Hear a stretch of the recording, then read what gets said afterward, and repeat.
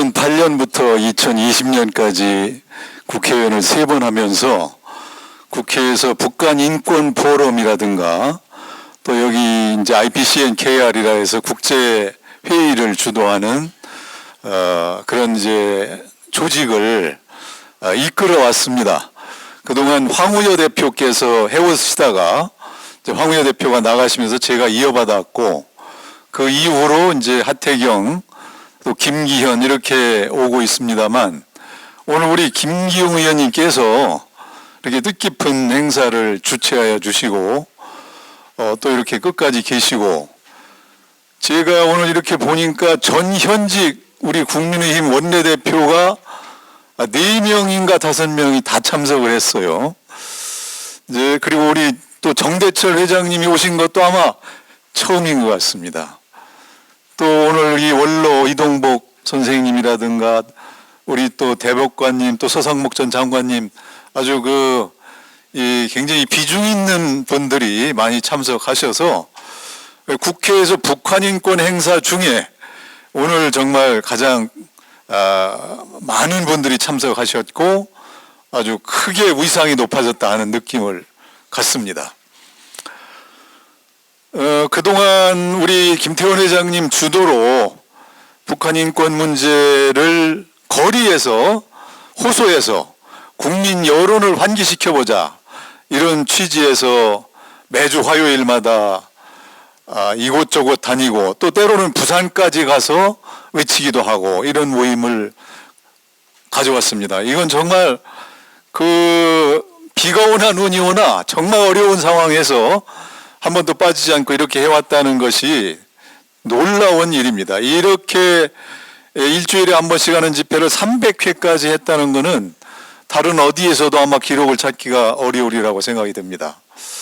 문제는 이렇게 했음에도 불구하고 우리가 그토록 외쳤던 북한 인권 재단은 구성이 안 되고 있고, 또 북한 인권에 대한 정책이나 국회 입법이나 이런 것들이 조금도 나아지는 게 별로 없다 하는 현실에 있습니다.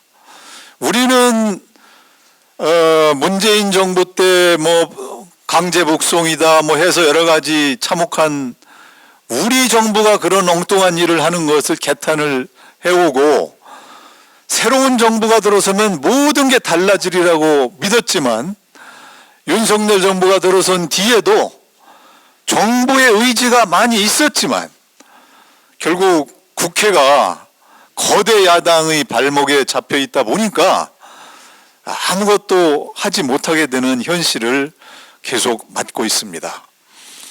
이것을 어떻게 타개해 나가야 될 거냐? 우리는 전략적으로 좀 생각을 해야 됩니다.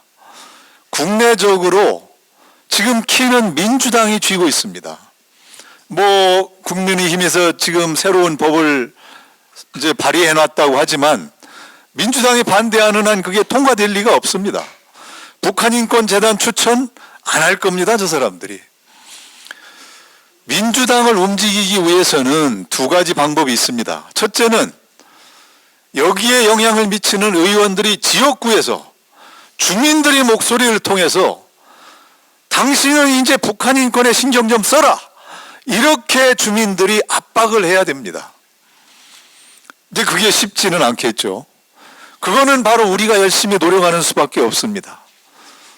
그 다음에는 국회 전략상 우리 국민의힘이 민주당과 원래 전략을 협의할 때 이거 하지 않으면 다른 걸 응하지 않겠다, 다른 중요한 것을 수단으로 걸고 또는 큰 것을 주면서라도 이것을 반드시 관철해내는 그런 전략이 필요합니다. 사실은 얼마 전에 몇 개월 전에 국회에 큰 문제가 났을 때 국민의힘에서 이 문제를 걸고 있어서 그게 진척이 안 된다 이런 적이 있었습니다. 여러분들 다 기억하실 거예요. 그런데 그 문제가 워낙 중하다 보니까 이거를 할 수 없이 철회를 했어요. 이 조건으로 걸었던 북한 재단 구성 이 문제를. 그래서 이게 이제 이렇게 되면 안 됩니다.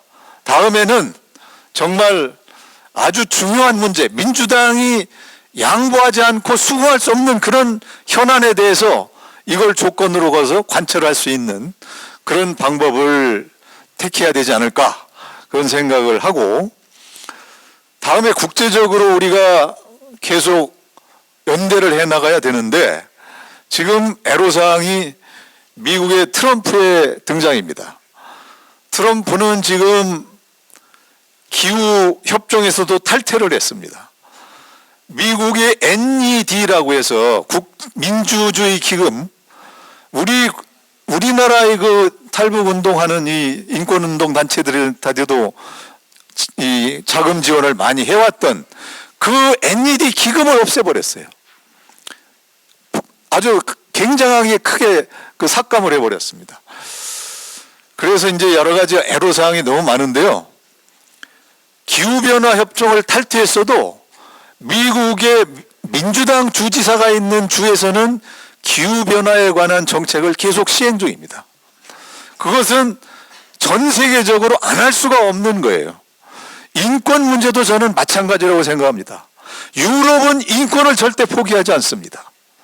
우리는 국제사회의 인권에 관해서 강한 목소리를 내는 단체들하고 계속 연대를 해서 북한 정권을 압박하고, 그런 흐름들이 우리 국내의 민주당에게도 영향을 미치도록 그렇게 하는 전략을 써야 되지 않을까, 그런 생각을 하면서 오늘 어쨌든 우리 300차 정말 축하드리고요. 오늘 여기 오신 모든 분들이 더 많은 관심과 이렇게 열정을 쏟아주시기를 부탁드립니다. 고맙습니다.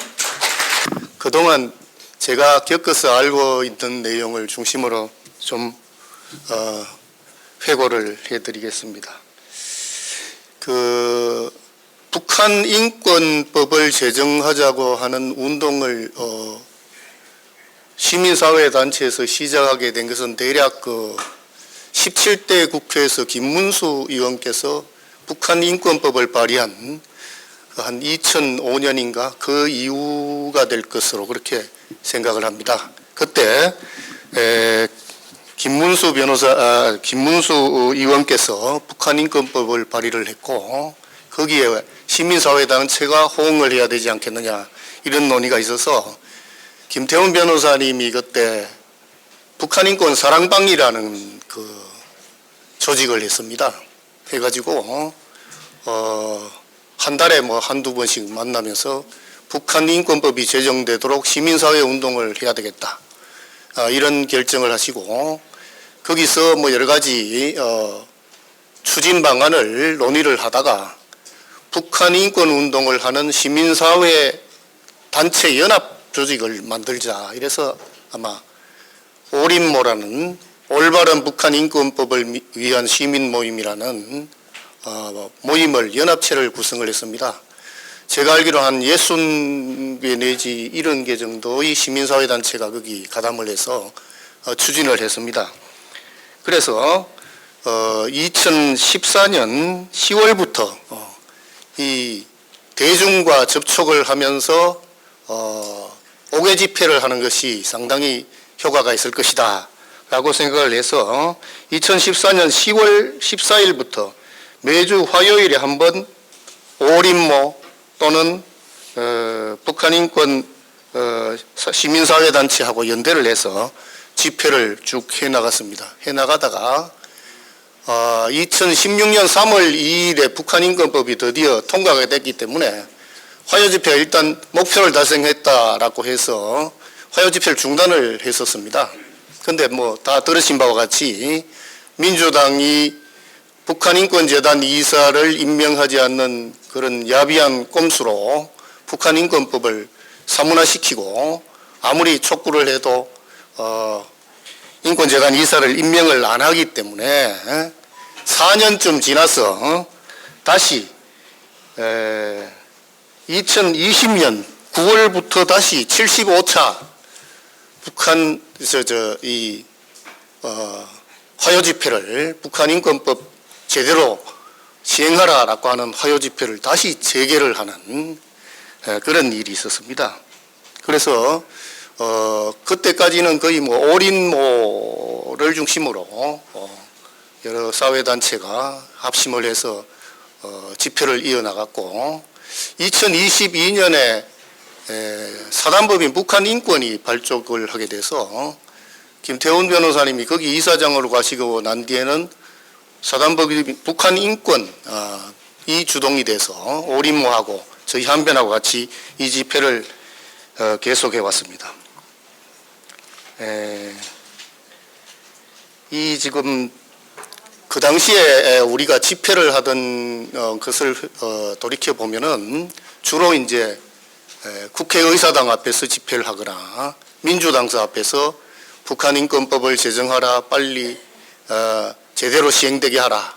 그다음에 특히 북한 인권법 제정에 반대하는 국회의원들 지역구 사무실 앞에 가서도 시위를 했습니다. 그렇게 하다가 우리 김태훈 변호사님이 명예훼손죄로 고소당하기도 하고 뭐 그런 일도 있었습니다. 그런 일뿐만 아니라 우리가 청년 학생들하고 같이 북한 인권법에 반대하는 국회의원들 사무실을 일일이 찾아다니면서 왜 반대합니까? 하고 물으러 다닌 일도 있었고요. 그 다음에 북한 인권법에 반대하는 국회의원들 명단을 공개하고 그런 활동도 했었습니다. 그 다음에 북한 인권법 저지 발언을 한 국회의원들의 발언 모음집 같은 것도 인쇄를 해서 배포하고 이런 압박 활동을 병행을 했었습니다. 그렇게 하는 도중에 이제 민주당이 CIA 보고서도 나오고 국민 여론이 민주당에 비판적으로 돌아가는 상황을 직면하게 되자 북한 인권법 제정을 막을 명분도 없고 더 이상 입법을 회피하기도 어렵겠다 해서 결국은 입법에 응하는 모습을 보이긴 했습니다. 입법에 응하는 모습을 보이긴 하면서도 이 국민의힘이나 그 당시 새누리당이죠. 새누리당의 북한 인권법을 유명무실한 걸로 만들기 위한 그런 또 꼼수를 여러 가지 쓰더라고요. 보니까 북한 인권법이라고 하면서 자기들도 이제 발의를 했어요. 북한 인권 증진법안이라고 발의를 했는데 저희가 내용을 보니까 자유권에 관한 내용은 없습니다. 자유권에 관한 내용은 없고 북한에 어떻게 많이 퍼주냐, 그 다음에 북한하고 무슨 대화를 어떻게 많이 하냐 하는 게 주된 내용인 이런 물타기 법안을 여러 개 발의를 해서 북한 인권법이 별 실효성 없는 법이 입법되도록 그렇게 하는 것을 또 우리가 봤습니다. 아무튼 뭐 여러 국회의원들께서 싸워주시고 우리도 힘을 보태서 북한 인권법이 인권법으로서의 최소한의 요소는 갖춘 채 3월 2일에 2016년 3월 2일에 통과가 되긴 됐는데 저희가 통과될 때도 이제 북한 인권법이 어느 정도는 참 기능을 발휘를 해서 북한 주민들의 인권을 개선하는데 도움이 되겠구나 이랬는데 뭐 다 들으신 바와 같이 북한 인권법의 핵심적인 수행기관인 북한인권재단 자체가 발족을 아직도 못하고 있습니다. 세상에 자기들이 만든 법안을 자기들이 지키지 않는 그런 입법자가 어디 있겠습니까? 기가 막히는 일입니다. 그래서 우리가 지금 300차 화요 집회까지 투쟁을 하고 있습니다만은 다들 말씀하신 것처럼 저희는 북한 인권법이 제대로 시행될 때까지 화요 집회든 뭐든 투쟁을 절대 중단하지 않을 것입니다. 마지막으로요, 제가 그때 그 북한 인권법 입법과 그간의 경과를 보면서 이 사람들 이름을 좀 우리가 기억을 해야 되지 않겠는가. 그 다음에 지금이라도 다시 민주당 의원들한테 가서 묻거나 캐묻거나 입장을 밝히라고 하거나 설문조사를 하거나 그다음에 면담 요청을 하거나 해서 압박을 해야 되지 않겠나 하는 생각이 들어서 그 당시에 북한인권법에 대해서 여야 의원들이 어떤 입장을 취했는지 한번 좀 정리를 해봤습니다. 최초로 북한인권법을 발의한 분은 17대 국회 김문수 의원이십니다. 그 당시 한 20여 명의 동료 의원들과 같이 발의를 했고요. 19대 국회 북한인권법이 제정이 될 때 발의를 하신 분들은 윤상현, 조명철, 이인재, 황인하, 심윤조, 김영우, 주호영 의원 등등 40명 가까이 됩니다. 다 합치면은. 그런데 물타기 북한인권정진법안이라는 것을 발의를 해서 북한인권법 제정을 방해한 의원들은 심재권, 인재건, 김영태, 박홍근, 배재정, 원혜영, 우성엽, 이낙연, 이석형, 전정희, 윤우등, 정청래 등등의 민주당 의원이었습니다. 우리가 기억을 해야 됩니다. 그 다음에 그 전에 2004년에 미국에서 미국 북한인권법이 통과가 된 일이 있는데, 미국 대사관까지 찾아가서 이 법 만들면 안 된다고 한 민주당 의원들이 있었어요. 이 사람들이 누구냐 보니까 정청래 등 26명의 새천년 민주당 국회의원이 미국 대사관을 찾아가서 김효석 의원도 있네요. 이런 사람들이 항의 서한을 전달한 일도 있었습니다. 이 도대체 어느 나라 사람들인지 알 수가 없어요. 그 다음에 정봉주 의원, 김효석 의원 등은 반대 성명서까지 발표하고 이런 일을 했습니다. 이게 북한 동포를 참 같은 동포라고 생각하면 이런 일을 과연 할 수가 있겠습니까? 그 다음에 북한인권법에 대해서 아주 극렬하게 반대하신 분들이 대개 이런 사람들입니다. 한명숙, 박주선, 박지원, 이해찬, 김성곤, 김한길, 김현, 신경민, 심재권, 정청래, 최재천, 홍일표 의원 아닙니다. 홍익표 의원입니다. 그 다음에 이 사람들 중에 제가 가만히 보니까 지금 국회의장도 여기에 들어있더라고요. 이런 사람들이 지금 의회 권력을 장악하고 있으니까 우리가 하루 이틀 만에 북한인권법이 제대로 시행되기를 바라지는 못하겠지만 결국 사필귀정이라고 우리가 하는 일이 옳기 때문에 반드시 싸워 이길 것입니다. 300회 이후에도 여러분들 적극 협조해 주시고 호응해 주시기를 부탁드립니다. 감사합니다. 뭐 다 아시겠지만 저는 이제 북한에서 여독 수용소 10년을 그곳에서 보낸 이런 경험이 있습니다. 탈북한 3만 5천 명의 북한 주민들의 그 한 사람 한 사람의 그 경험은 김정은 정권, 이 김씨 왕조가 자행한 반인륜 범죄의 모든 증거를 다 가지고 대한민국에 왔습니다. 저는 이제 그 가운데서도 이제 요독이라고 하는 그 수용소 일부분의 경험을 이제 가지고 왔고, 이거를 이제 대한민국에서 폭로를 했습니다. 그러니까 물론 이제 경험은 하지 않았기 때문에 그거 듣는 사람 입장에서는 그 심각성을 잘 알지 못할 수도 있습니다.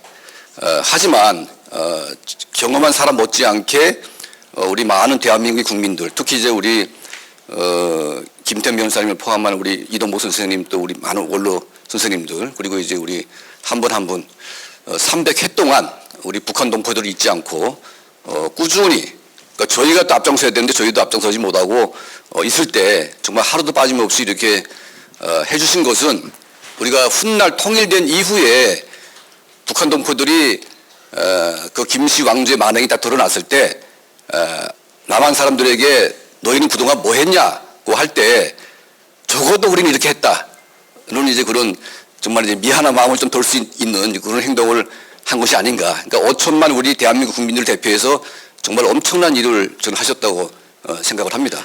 예. 북한의 인권 문제 개선은 뭐 해도 되고 뭐 되고 안 해도 안 되는 이제 그런 문제가 아니지 않습니까? 뭐 이제 보통 우리 대한민국에서 인권 문제라든지 뭐 다른 나라 인권 문제 우리가 뭐 비교할 수는 없습니다. 저기 히틀러의 아우슈비츠나 스탈린의 시베리아 수용소 같은 반인륜 범죄 그 자체의 현장이 지금 북한 내부인데 같은 동족을 떠나서 같은 인간으로서 그런 북한 주민의 인권을 챙기고 그들과 함께하는 것은 가장 기본적인 의무이고 가장 기본적인 도덕적인 그런 과제 아니겠습니까? 그런데 적어도 대한민국의 국회의원 정도 되는 사람들은 북한 인권에 대해서 최소한의 어떤 의무를 가져야 되는 게 상식 아니겠습니까? 그런데 북한 인권을 반대한다는 것은 이거는 김정은과 한편이다. 김정은과 한편이고 김정은의 앞잡이고 김정은의 개입니다. 이놈들은. 그렇지 않습니까? 네?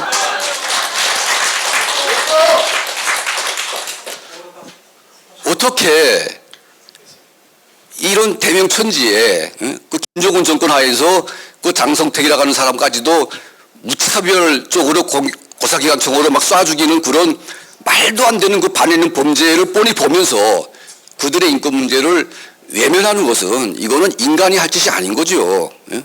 저는 이제 김대중 정부 노무현 정권 또 이제 쭉 거쳐왔지만 그래도 김대중 대통령 때 또 노무현 대통령 때는 이렇게 대놓고 북한 인권을 반대하진 않았습니다.